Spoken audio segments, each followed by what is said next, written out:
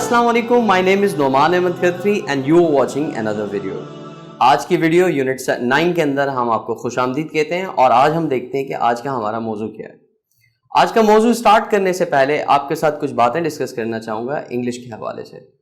देखें, जहाँ तक इंग्लिश लैंग्वेज का ताल्लुक़ है, अगर हम उर्दू की बात करते हैं तो उर्दू में हम कहते हैं कि इसमें फ़ला ज़बानें शामिल हैं। जैसे जब हम उर्दू की बात करते हैं तो कहते हैं कि उर्दू एक लश्करी ज़बान है और इसमें हिंदी, तुर्की, अरबी और इसके अलावा जो है वो फ़ारसी ज़बान के अल्फाज मौजूद हैं। इसी तरह से जब हम अंग्रेज़ी की बात करते हैं तो याद रखिएगा अंग्रेज़ी के अंदर मेनली फ़्रेंच, जर्मन और लैटिन, ये 3 ज़बानें शामिल हुई थी। इन 3 ज़बानों से मिलकर अंग्रेज़ी बनी थी शुरू में। उसके बाद इसके अंदर वक्त के साथ साथ इस ज़बान ने तरक्की हासिल की और फिर इसके अंदर मज़ीद ज़बानों के अल्फाज शामिल होते रहे। जैसे आज अगर हम बात करें तो इंग्लिश के अंदर जो है वो इंग्लिश के बहुत सारे वर्जन्स हमारे सामने हैं। जैसे इंग्लिश का हिंदी वर्जन भी है, इंग्लिश का चाइनीज़ वर्जन भी है, इंग्लिश का हम कहेंगे पाकिस्तानी वर्जन भी है। तो इस तरीके से जहाँ जहाँ के अल्फाज हैं वो इसके अंदर शामिल होते रहे और ये ज़बान तरक्की करती गई। जैसे अगर आप डिक्शनरी के अंदर देखेंगे तो आज आपको साड़ी का वर्ड भी मिलेगा। चूँकि इंग्लिश के अंदर र साउंड नहीं होता तो इसको इंग्लिश में साड़ी पढ़ा जाता है र साउंड के साथ, ठीक है। इसी तरीके से आप देखेंगे तो वहाँ पर धोती का अल्फाज भी वर्ड मौजूद होगा। और अक्सर लोग कहते हैं कि समोसे को इंग्लिश में क्या कहते हैं, तो भाई समोसे को समोसा ही कहेंगे, उसके लिए कोई नया वर्ड इन्वेंट नहीं करेंगे। इसी तरीके से लोग मैसेज घुमाते हैं कि जलेबी को इंग्लिश में क्या कहते हैं, तो जलेबी इज़ जलेबी, क्योंकि वो हमारी ट्रेडिशनल, हमारी पाकिस्तानी एक स्वीट डिश है, तो हम उसको उसी तरह से कहेंगे जिस तरीके से हमने पिज़्ज़ा को लिया हुआ है इटली से। इटालियन डिश है, वहाँ पिज़्ज़ा कहते हैं तो हम उसको पिज़्ज़ा ही कहते हैं यहाँ पर इंग्लिश में भी, ठीक है। तो इस तरीके से ज़बानें तरक्की करती हैं और उसके अंदर नए नए अल्फाज शामिल होते रहते हैं और इस तरीके से वो ज़बान फिर लोगों तक पहुँच जाती है। आज का हमारा जो यूनिट है, यूनिट 9, उसके अंदर हम बात करेंगे there is and there are पर। देयर इज़ और देयर आर का इस्तेमाल किस तरह से होता है उसको देखते हैं। सबसे पहले देखें, मैं आपको समझा देता हूं, उसके बाद हम डेफिनेशन की तरफ आएंगे। देयर इज या देयर आर का इस्तेमाल हम किसी चीज़ की एग्जिस्टेंस, किसी चीज़ की मौजूदगी के लिए बताते हैं, यानी कि हम इशारतन बता रहे होते हैं कि फला जगह पर फला चीज़ की मौजूदगी है, ठीक है। अब हम डेफिनेशन देखते हैं कि किस तरह से बात करती है। There is and there are phrases that we use to show the existence of someone और समथिंग, यानी कि कोई शख्स है उसके बारे में भी बात हो सकती है, कोई शे है, कोई चीज़ है, उसके बारे में भी हम देयर इज़ या देयर आर का इस्तेमाल कर सकते हैं। We use there is for singular and uncountable nouns. हम बात कर चुके हैं पहले भी पिछले यूनिट में कि सिंगुलर नाउन्स क्या होते हैं और अनकाउंटेबल नाउन्स क्या होते हैं। काउंटेबल नाउन्स को हम डिवाइड करते हैं सिंगुलर नाउन्स में और प्लूरल नाउन्स में। इसी तरीके से एक और टाइप में हम इसको डिवाइड करते हैं, that is uncountable nouns. Uncountable nouns वो होते हैं जिनको हम गिन नहीं सकते, नंबर नहीं दे सकते। Similarly and we use there are for plural countable nouns. There are का इस्तेमाल सिर्फ और सिर्फ प्लूरल काउंटेबल नाउन्स के लिए होता है। जब आप अनकाउंटेबल नाउन्स की बात करेंगे तो आप हमेशा हमेशा देयर इज के साथ जुमला बनाएंगे, देयर आर के साथ जुमला नहीं बनाएंगे। अब हम देखते हैं कि देयर इज को कैसे इस्तेमाल किया जाता है एंड देयर आर को कैसे इस्तेमाल किया जाता है। प्रेजेंट की बात करते हैं। आपको पता है प्रेजेंट के बी वर्ब्स क्या होते हैं, इज, एम, आर, क्योंकि यहां पर हमारा सब्जेक्ट देयर है जिसको हम डमी सब्जेक्ट कहते हैं।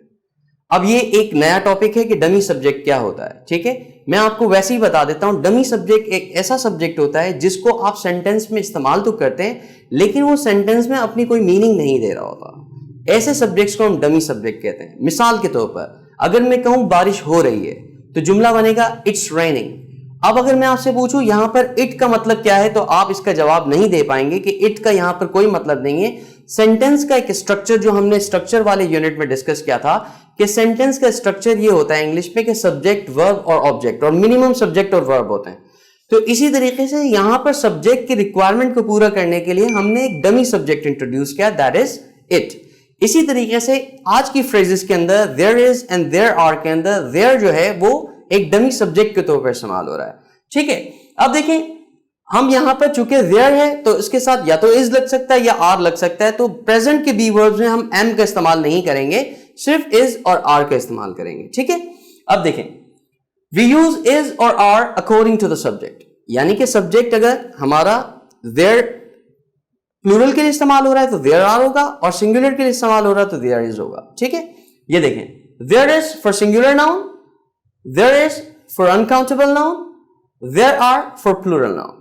यानी कि देयर इज को हम सिंगुलर नाउन के तौर पर कैसे इस्तेमाल करते हैं? There is a big mouse under the table. क्या मतलब है? टेबल के नीचे एक बड़ा चूहा है। हम क्या बता रहे हैं? हम देखें चूहे की एग्जिस्टेंस, चूहे की मौजूदगी, चूहे के वजूद की बात कर रहे हैं कि टेबल के नीचे, और उसकी लोकेशन बता रहे हैं कि टेबल के नीचे चूहा है।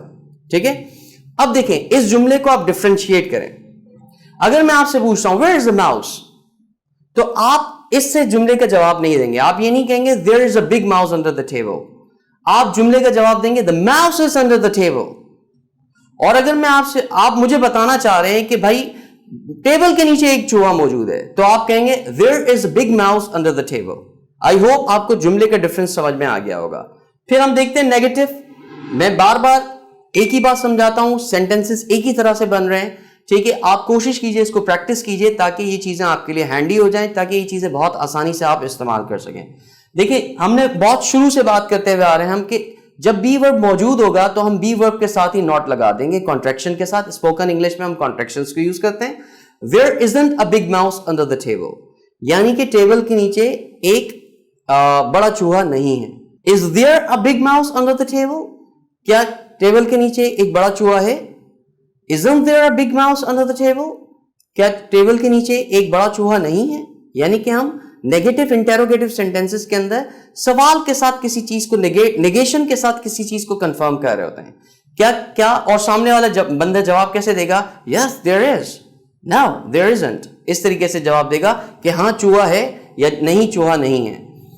फिर हम बात करते हैं अनकाउंटेबल कैसे इस्तेमाल होता है। अब देखें, मिल्क हमें पता है अनकाउंटेबल है, ठीक है, और इसको काउंट नहीं किया जा सकता जब तक आप किसी काउंटेबल यूनिट के अंदर इसको ना डालें। मिसाल के तौर पर जार, बॉटल, ठीक है, बकेट, कप।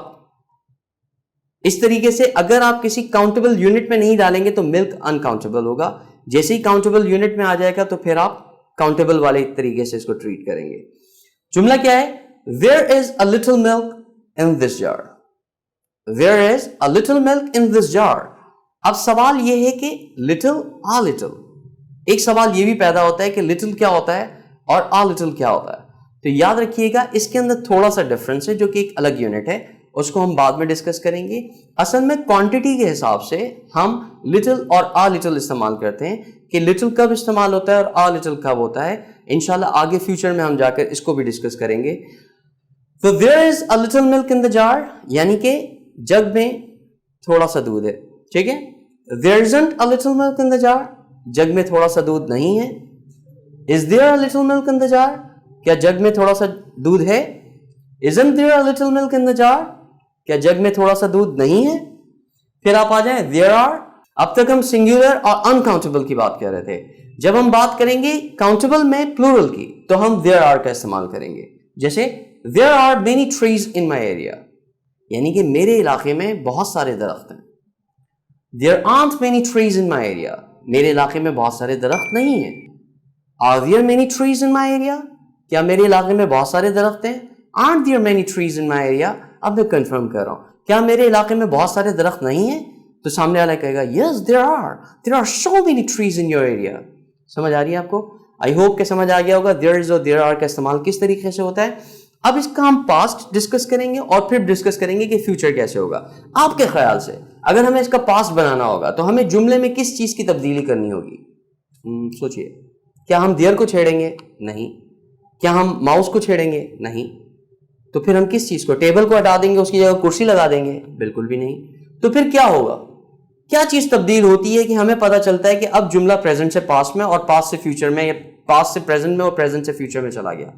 तो ऐसा क्या होता है सेंटेंस के अंदर पार्ट जिससे हमें यह पता चलता है कि ये कौन सा सेंटेंस है, कौन से पीरियड की बात हो रही है, प्रेजेंट की बात हो रही है, पास्ट की बात हो रही है या फ्यूचर की बात हो रही है। तो आई होप कि आपको याद होगा, माशाल्लाह आप बादाम खाते होंगे और आपका हाफजा बहुत अच्छा होगा कि हम जब बात कर रहे होते हैं पीरियड्स की कि प्रेजेंट है, पास्ट है या फ्यूचर है, तो हम बी वर्ब को रिप्लेस कर देते हैं। यानी कि हम जैसे पहले हम इज और आर लगा रहे थे, तो अब हम इज का पास्ट क्या होता है? वॉज, और आर का पास्ट क्या होता है? वर। यानी कि जहां इज की जरूरत होगी हम उसकी जगह वॉज लगाएंगे, जहां आर की जरूरत होगी उसकी जगह हम वर लगा देंगे। सेंटेंसेस देखते हैं, आपको समझ आ जाएगा। देखें, वी यूज वॉज और वर अकॉर्डिंग टू द सब्जेक्ट, यानी कि सब्जेक्ट अगर हमारा प्लूरल होगा तो हम आर लगा देंगे, अगर सिंगुलर है या फिर अनकाउंटेबल है तो फिर हम क्या लगा देंगे, वॉज लगा देंगे। लेकिन बात किसकी हो रही है, पास्ट की हो रही है। पास्ट के लिए, प्लूरल के लिए वर और सिंगुलर और अनकाउंटेबल के लिए वॉज। अब हम देखते हैं कि जुमले इसके किस तरह से बनते हैं। देखें, there was for singular noun, जब हम देयर वॉज का इस्तेमाल सिंगुलर नाउन्स के लिए करते हैं, ठीक है। There was a big mouse under the table, यानी कि टेबल के नीचे एक बड़ा चूहा था। आप घर पर आते हैं, आपकी अम्मी बताती हैं, hey you know there was a big mouse under the table. अब ये मत कहिएगा अम्मी को इंग्लिश नहीं आती, ठीक है। अगर आप सपोज करें अम्मी को इंग्लिश आती है तो वो आपको इंग्लिश में कैसे बताएंगी, there was a big mouse under the table, यानी कि टेबल के नीचे एक बड़ा चूहा था। There wasn't a big mouse under the table, it was in the cupboard, यानी कि टेबल के नीचे चूहा नहीं था, वो कहाँ था, वो कबर्ड में था, ठीक है जी। Was there a big mouse under the table, क्या टेबल के नीचे एक बड़ा चूहा था। Wasn't there a big mouse under the table, क्या टेबल के नीचे एक बड़ा चूहा नहीं था।